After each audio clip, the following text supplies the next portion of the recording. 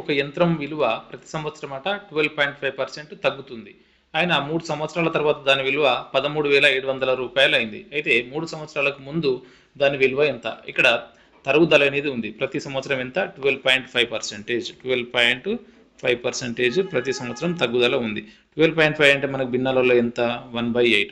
అంటే మొదటి సంవత్సరము 8 ఉంటే రెండవ సంవత్సరం ఏమవుతుంది? 1 తగ్గి 7 అవుతుంది. ఇట్లా ఎన్నిసార్లు జరిగింది?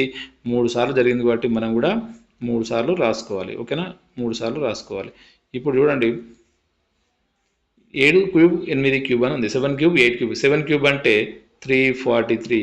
ఇక్కడ 8 క్యూబ్ అంటే 512. అంటే మొదట 512 పార్ట్స్గా ఉన్నటువంటి యంత్రం విలువ చివరగా ఎంత అయింది? 343 పార్ట్స్ అయింది. అంటే 343 పార్ట్స్ ప్రజెంట్ పార్ట్స్ అన్ని 343 పార్ట్స్. 343 పార్ట్స్ ఈజ్ ఈక్వల్ ఎంత ఇచ్చిండు మనకు? 13,720 ఇచ్చిండు. మనకు ఇనిషియల్ వాల్యూ కావాలన్నాడు. ఇనిషియల్ ఎంత ఉంది? 512 పార్ట్స్ ఉంది. 512 పార్ట్స్ ఉంది. ఓకేనా? అంటే ఇక్కడ 512 పార్ట్స్కి ఎంత అని అర్థం. ఇక్కడ ఏముంది?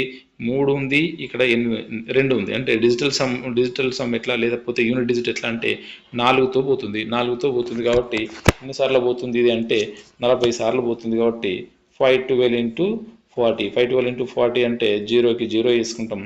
4 రెళ్ళ 8, 4 ఎక్కం 4, 4 ఐదుల 20. ఇనిషియల్గా యంత్రం యొక్క వాల్యూ ఎంత? ఇనిషియల్గా యంత్రం యొక్క వాల్యూ ఎంత అంటే 20,480 రూపాయలు.